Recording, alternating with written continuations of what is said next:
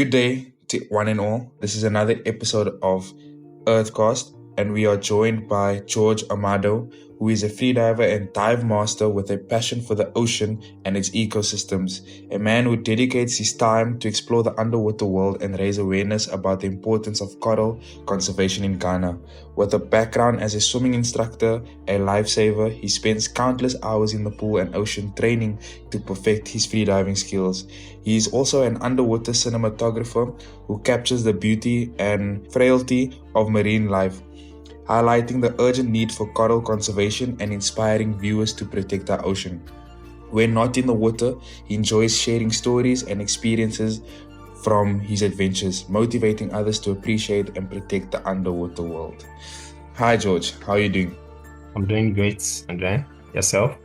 I'm doing well.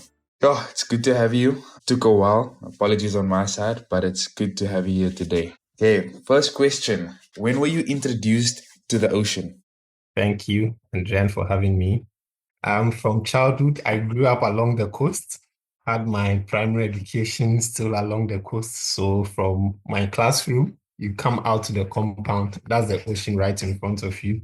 So by nature, the ocean chose us from infancy. And so had this experience having to run to the ocean, just catch a glimpse of it. And even from our compound, whilst in school, you could see dolphins way back then. We would see dolphins do their thing, come out and then splash water and all that. So I've been enthused by the ocean right from infancy, and the access, because I was closer to the ocean, it caught my attention. And so I'll say nature by itself introduced the ocean to me. Would you say there was a particular somebody who inspired you to get into the water, or was it just like the amazing dolphins that you'd see jumping around in the water? So because of this sight we would see when we were in school, and in the community where we stayed, we had a group of people who would go to the ocean every weekend just to go play in the sand. Sometimes we go hunting for sea urchins because they were very good delicacies then. We bring them back home, smoke them, and then enjoy them. So there were activities that engaged us to visit the ocean, go do exercise, swim, catch sea urchins, chase crabs, and then have this whole nice time at the ocean. So it was like a community vibe thing that got me interested in this whole ocean stuff. Wow, that's amazing. It's amazing. And it's good to hear that there is a lovely community of people in Ghana who are actively going to the ocean and exploring the ocean that's right there by them. I would like to also ask you then, George, can you tell us about your work in coral conservation?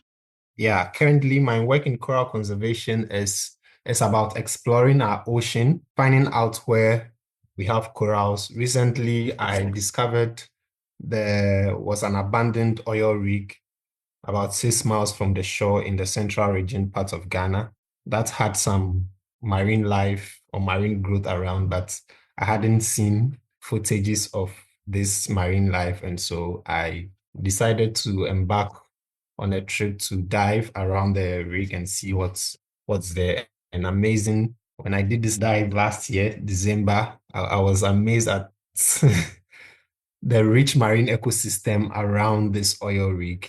Now the danger is they plan decommissioning the rig, and so once they are successful with the decommissioning, then we lose this rich marine life. And so I'm on the verge of trying to advocate for it not being decommissioned. So that's where I am now. But there are other areas I've also explored, and I've found very nice marine species in our ocean. So at this stage, I'm just educating the public, creating more awareness about this marine life, especially coral reef, so we can have a lot of voices to keep this marine life as it were and not destroy this beautiful ecosystem nature has blessed us with.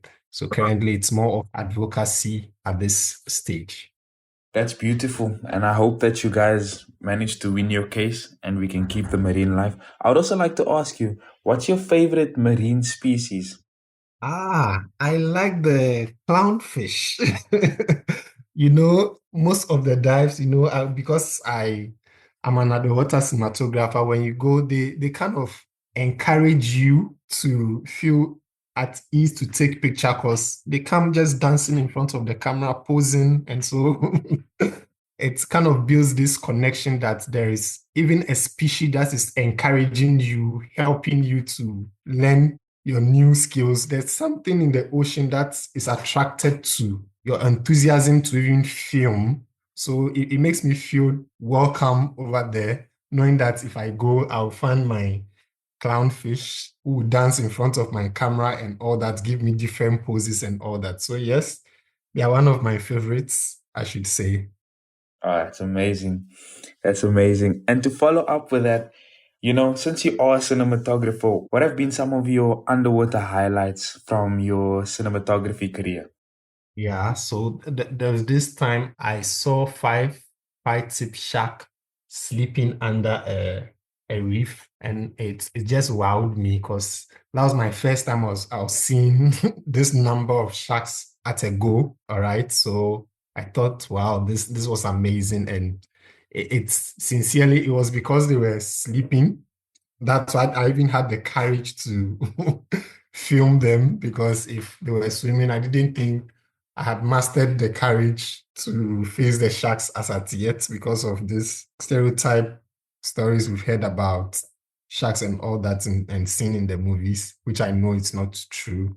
But yes, this time I met five of them just sleeping under the reef, and the sight of it was just amazing. And also, I came across some manta rays very close, and those ones swimming very or flying graciously in the water with some fishes. Usually when they are flying, there are some other fishes that accompany them. I don't know if they are the guidance or they are just cleaning cleaning the manta ray or that. But those sights were so amazing, very, very beautiful. See them swim or fly graciously in the water, peaceful, and it's just inspiring to see all these great species. The turtle, I've also come across the turtle. And last time I free dive with the dolphins for my first time, and the experience was so amazing, coming so close to me.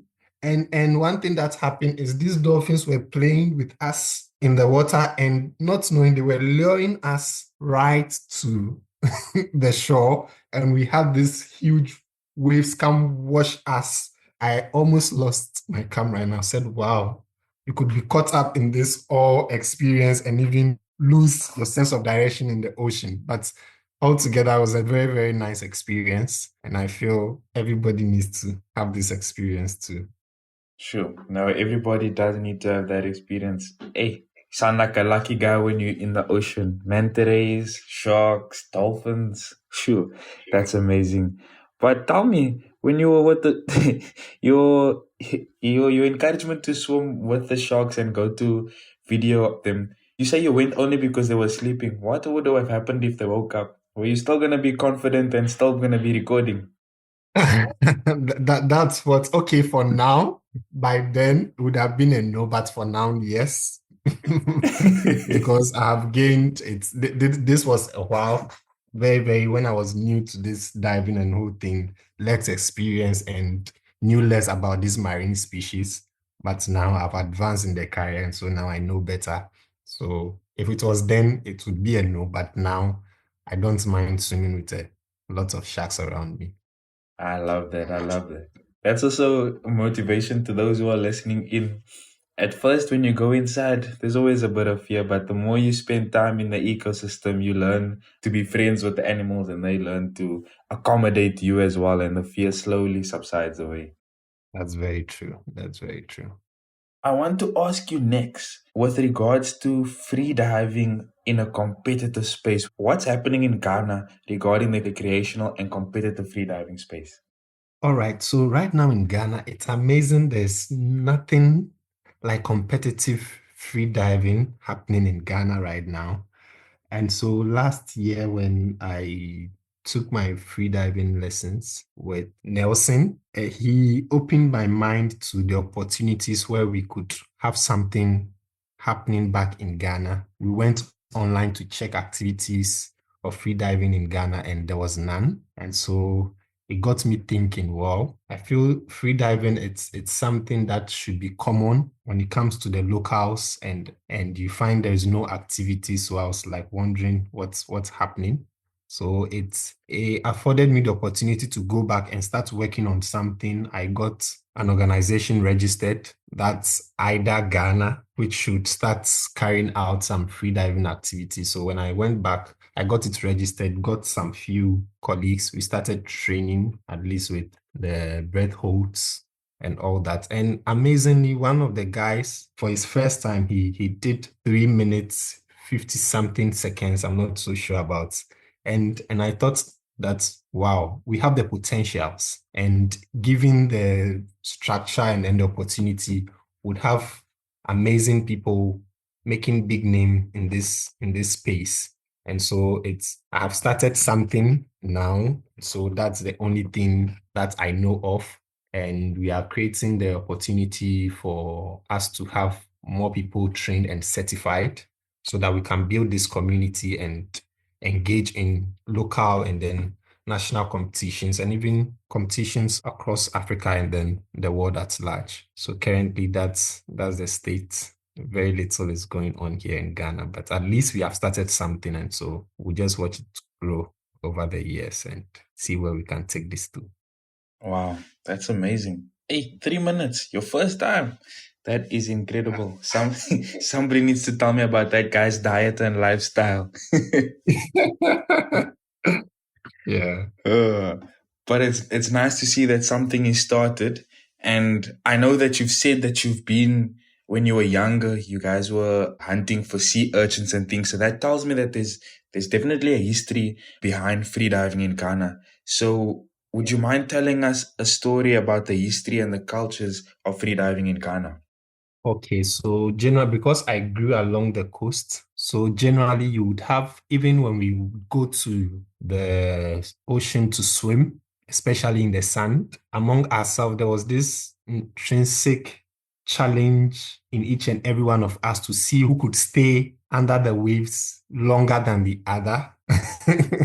So you realize that even naturally, we wanted to compete as among ourselves who could hold his breath longer even when we didn't know anything about free diving.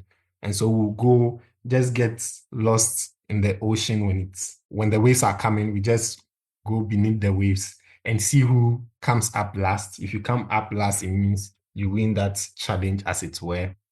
And also because along the coast, there were a lot of fishing activities going on. When they go fishing and maybe they have their nets entangled down there and all that, they needed somebody to go down there and see how to free the nets and have the catch they want. And so you have people diving down to go work on the net and all that. And I think they were doing these things just by their instincts to survive, get food and then feed family and all that. But all these activities they were doing were some form of free diving. And so unknowingly, we were free diving, not knowing we were free diving. So basically, that's the little I can share. Very interesting, to know that a lot of African countries, especially the fishermen, were freediving many, many years ago. But it's only until Europeans came with the name freediving did we understand that, our forefathers and uncles have been doing these things many, many years as a means to survive and provide food for the families. Exactly. And to also add this, some of our fishermen also spear fish. And to spear fish, you have to hold your breath when you go down there. And so all these activities has been happening over the years. But like you said, because we didn't name it or capture it under something, it meant nothing to us, even though we had all these things happening in our space. That is so true. So, so true. And George, tell me, how would you like to see freediving grow on the African continent? That's a very big question. So basically, I'd love to see freediving grow across Africa, knowing very well that most of us stay across the coastline. We have this rich marine biodiversity, deep culture connection with the ocean. And so I like for there to be a community development as in having local training centers all across Africa, and especially having the gears also being affordable for people to be able to afford and enjoy the free diving, and the area of competition and the growth of the sports in Africa, so that we can have a lot of youth development programs where we engage kids, teaching them from the very early stage to be comfortable in water and see how they grow, become very, very good free divers and compete on the international front and make themselves known. Also, in terms of exploration and adventure, there are a lot of ocean space that has not been explored here, especially on the Africa continent. And so with the growth of free diving, we could explore a lot of new sites and then film these sites, document, tell stories about our ocean to even attract the outside world and give rise to this ecotourism and start to see us promote our local free diving to even create more impact in our communities and enrich the lives of people living along the coast. It's limitless. I mean, I want free diving to be one thing that everybody or every African can do by default. You understand? We are people of the ocean. So by default, we should have this connection with the ocean. And I think free diving affords us the best opportunity there is. I mean, you don't need so much to free dive. All you need is just you and your mask, your fins, and then your snorkel, and then you are good to go. So that's where I want every person to get to, so that once you are born, you are introduced to the ocean from a very younger age. You grow knowing what's in the ocean, not waiting for somebody to come from outside to tell you about what you've been living close to all these years. We should be the first-hand people to tell people about our ocean and the rich marine life we have here on our continent. So yes, community development and accessibility, marine conservation and cultural reconnection to our ocean, things I want to see on the African continent, having competitive free diving along in Africa and locally and then internationally also. So basically, this is how I want to see free diving grow, igniting the spirit of exploration in each and every person on this continent. Wow, we have a lot of work to do and great work to do. But it's amazing because it is true, many of the times our unexplored oceans in Africa, when it does get explored, it's being explored by people outside of our continent. It's never been our people exploring. Our people explore the shorelines for fishing and they don't go beyond that.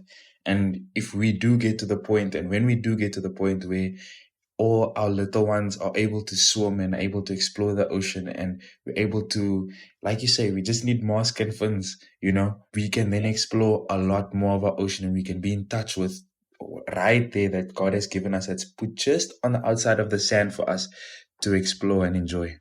That's very true. And then I want to ask, what is your current focus? What are you working on? And what's next for George?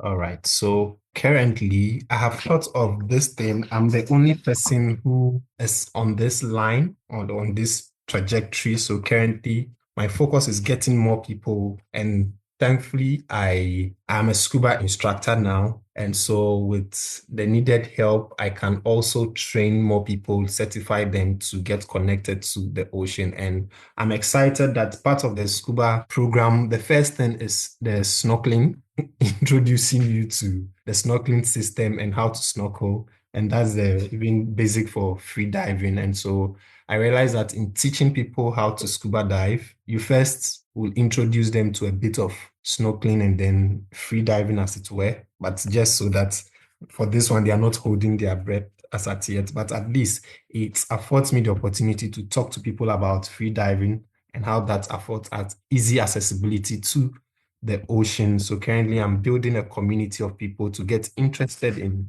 free diving, snorkeling, and then scuba diving, as it were. And also I'm putting a team together because the human resource is the most important thing as at yet, because through building interest in people, then we become a community to champion this cause and also working on coral conservation and all that, trying to get more people to learn about the underwater ecosystem. That there are beautiful things in the ocean we haven't paid attention to yet that could bring us the joy we've been looking for, the peace we've been looking for, or even put money into our pockets, as it were. I mean, the ocean is so rich of so much beauty that if once you get connected to it, it becomes something you want to do every day. It becomes something you want to experience every day. I mean, if you stay without diving for, if you become a diver and you stay without diving for a while, you don't feel okay. You want to go back and at least do a dive and have that peaceful moment in the ocean, enjoy all this rich marine ecosystem we've been blessed with.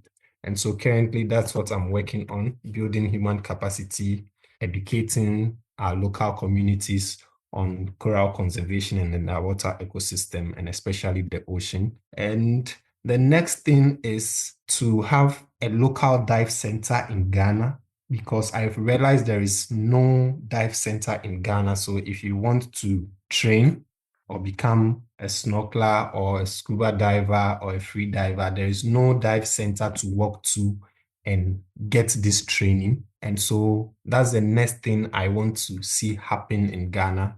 I'm putting some few things in place, and I've also spoken to some organizations where they are coming on board to see how we can collaborate and partner and have a local dive center here in Ghana. So that's the next big thing I want to see happen, so we can grow these sports and make it accessible to everybody on the continent. Wow, I'm rooting for you. If anyone is listening out there, if you need to, George, please give them your socials so that they can reach out to you so that we can start a dive lab one day and someday in Ghana. Yeah, so my IG is king.george.amado, AMADO. So that's my IG handle. That's my personal IG handle. And then for the coral conservation handle, it is Coral Reefs GH. So Coral Reefs GH. So these are the two handles you can reach out to us. Perfect, perfect. And George, the last question. Given your expertise, what question should I have asked you? That's a thought-provoking question, but that would be, what is the untapped potential of freediving in shaping humans' relationship with the ocean? And the answer to that would be? The untapped potential of freediving in shaping humans' relationship with the ocean. So I feel this question is very important to me because I feel each and every one of us is connected to the ocean one way or the other. Once you are born into this world, even in your mother's womb, you were in a pool of water, as it were. And you were born into a world where 70% of the earth is covered with water. Okay. So I feel once you are born into this world, there is this connection you have with the ocean. Looking also at the makeup of the human being, having 70% fluid, it just raised this curiosity that we all are connected to the ocean in one way or the other. And so this question will spark a deep discussion about even how freediving isn't just a sport, but a gateway to our connection to the ocean that would also lead to ocean conservation, cultural reconnection, and even scientific exploration. And I feel this will redefine our role in the marine ecosystem and all that. So that's the question I would have you ask me based on my expertise. Thank you so much, George, for joining us today. Guys, if you're listening in, don't forget to follow George at King George Amado on Instagram. And if you want to reach out to him as well, at Coral Reefs GH, there's lots of knowledge and insight to gain from George. And also, if you guys want to get updated on what's going on in Ghana in terms of freediving and the progress of the sport growing and the recreational activity of it growing in Ghana, you're more than welcome to reach out with George. And George, thank you so much for taking your time to chat with us today. I really learned a lot about you today, and I really hope that Ghana can continue to see freediving grow as a recreational activity, and a sport, and continue to capture amazing videos in the ocean for us. Thank you, Adrian, for having me. I'm very grateful. Thank you to your listeners also. Thank you for joining us for another episode of Season 4 Freediving in Africa on Earthcast, and we look forward to having you again soon.